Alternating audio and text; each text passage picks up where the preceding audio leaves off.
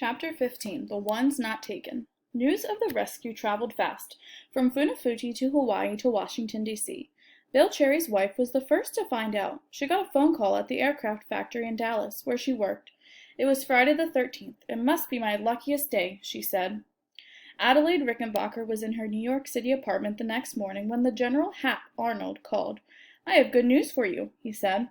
She went on the radio Sunday with a message for all the other mothers and wives who were waiting for news from the front. Never, never give up hope. Johnny Bartek's mother, Mary, claimed she had never given up on her son. Then she told a reporter, "It's still hard to believe." Newspaper reporters all across the country got on the phone and knocked on doors looking for reactions to the rescue. "Swell," said New York City Mayor Fiorella LaGuardia when he heard Rickenbacker was alive. "Thank God," said Jack Glynn, a retired morgue keeper interviewed by a New York reporter. "He's darn lucky. He's got more lives than a cat. He must have a rabbit's foot or something," said Eddie's brother William. Millions of people soaked up the news of the rescue that weekend. There wasn't a lot of detail yet, but most of the commentators didn't care. If you believe the newspapers, this survival story wasn't just about 7 men. It was a triumph for a nation at war. Rickenbacker and the crew showed that American men have the courage and resourcefulness it takes to come through harrowing ordeals and win wars, said the Minneapolis Evening Star. The fact that Americans haven't given up the search proved to Memphis, Tennessee newspaper that we are not a people who hold life cheaply. The rescue demonstrated the U.S. military's increasing mastery of the air and sea, according to the Everett Herald in Washington. If American planes could pluck 3 tiny rafts from such a vast stretch of ocean, how could the Japanese or the Germans or the Italians possibly hide from us? Of course, Rickenbacker, Whitaker, Bartek, and the rest hadn't read the papers yet. They were just 7 men lying in a makeshift hospital in the middle of the Pacific, relieved to be alive. Little did they know, they had become a sign that millions of American soldiers were not risking their lives in vain. On December 10th, Eddie Rickenbacker peered out the window of a B-17. This time, he was not lost. A few hundred feet below lay the thick jungle of Guadalcanal. A month ago, Rickenbacker was nearly dead from thirst and starvation. Now he was back at work. After their rescue, the men had been reunited in Funafuti. Whitaker had weathered the ordeal better than the rest. He walked into the one-room hospital under his own power and saw a shrunken Rickenbacker lying in bed. "What's the matter, Rick?" he said with a grin. "Been sick?" After regaining some strength in Funafuti, the survivors flew to Samoa, where they spent a couple of weeks recovering at a hospital. Then Whitaker, Cherry, DeAngelis, and Bartek flew home to Hawaii. Adamson and Reynolds stayed in Samoa for treatment. Rickenbacker took off for the Western Pacific. He had lost a couple dozen pounds, but he was still the man he had been on October 21st, when he insisted the crew take off in an uninspected plane. He was determined to complete his mission. Guadalcanal was the last stop, and his B-17 touched down. He could already tell it was, in his words, a hellhole. The landing strip was nothing but a scar in the jungle. On either side, the ground was littered with the twisted wreckage of planes. Pilots called it the graveyard. Rickenbacker was deeply disturbed by conditions on the island. The rainy season had just started, and there was mud everywhere. Daily bombings ripped holes in the airfield, and the tents that housed the Marines. When the men scrambled to save themselves from the bombs, they landed in foxholes waist-deep in water. Mosquitoes came in swarms. Malaria, dysentery, and meager food rations left everyone weak and feverish. Everything, the colonel reported, seemed to rot away in the damp. While Rickenbacker had been out on the rafts, the Marines at the airfield and the Japanese soldiers trying to take it back had also been fighting for their lives. By December, it looked like the Marines had won the advantage. Most likely, Guadalcanal was in American hands for good. Both sides had paid a heavy price. Nearly 40,000 men would die before the end of the campaign. After one anxious night on the island, Rickenbacker took off on the final leg of his trip. He had scanned the waters below, about 40 miles off the southern tip of Guadalcanal. He might have seen stray wreckage from a cruiser called the USS Junie. The Junie was one of about 60 ships destroyed in the 6-month battle for the island. It was hit by a torpedo on November 13th, about 24 hours after Rickenbacker was plucked from the sea by William Eadie's seaplane. The torpedo hit the Junie's ammunition stores and a massive explosion rocked the sea. The ship split in 2 and sunk in less than a minute. Ships from the Junie squadron thought For sure, no one had survived. In fact, more than 100 sailors clung to 3 rafts and bits of wreckage in the sea. Like Rickenbacker and the B-17 crew, the castaways were left without food or drinking water. They were tormented by sharks and helpless against the sun and the sea.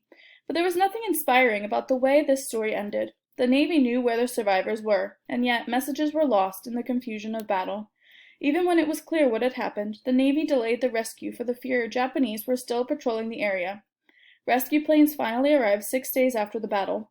Only 10 men were still alive. The rest had died from their wounds, from thirst, or from shark attacks.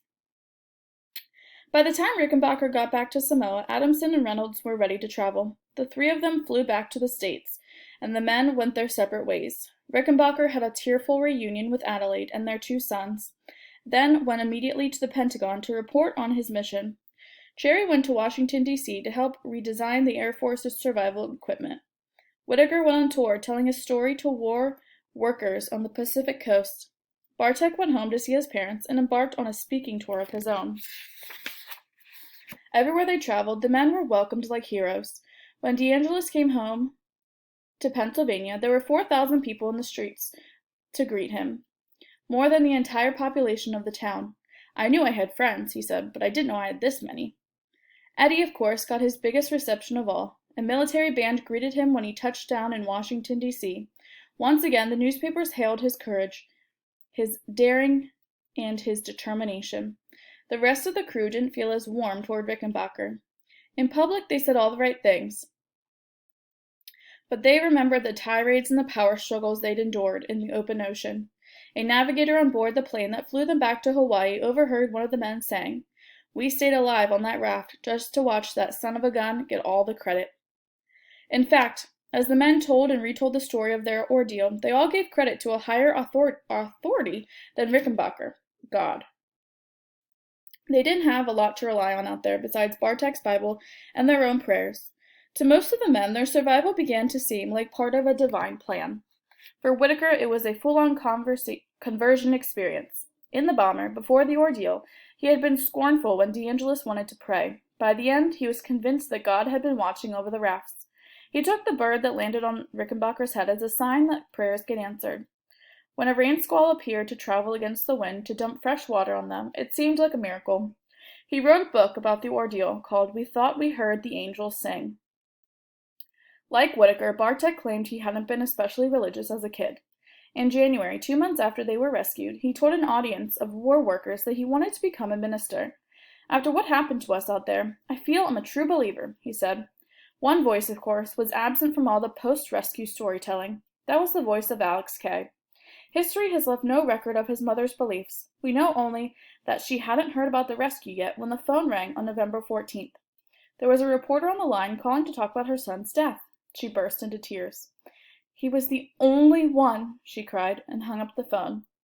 In 1942, millions of people had to live with the news that someone close to them had been stolen away. In 22 days, 7 men had survived on rafts in the Pacific. In that same 22 days, more than 2,000 Americans died in battle. On the USS Junie alone, 90 men were left to die in the ocean, while Rickenbacker and the B-17 crew drank soup and fruit juice on Funafuti. And the fighting stretched across the globe from Guadalcanal to China to Eastern Europe to North Africa. On average, in every 3-week period of war, more than 500,000 people died. Each one of those deaths led to an announcement, a letter, a phone call, a knock at the door, and each announcement left a person at home to wonder why their son, their daughter, their husband had been killed while others survived. At least some of those people read the New York Times on November 24th, 2 weeks after the rescue of Rickenbacker and the crew. They might have seen a small article at the bottom of page 24 that puzzled over the meaning of the crew's survival. "We do not know why death sometimes comes so close and then goes away. Often he takes the very bravest, this we know. He takes the generous, who give up their places in the lifeboat. He takes the compassionate, who will not let a wounded man suffer unaided between the lines. He takes those who love liberty so much they will not bow to the oppressor. We shall never pierce this mystery," the article went on. "We can only rejoice that the brave men sometimes come home from desperate peril."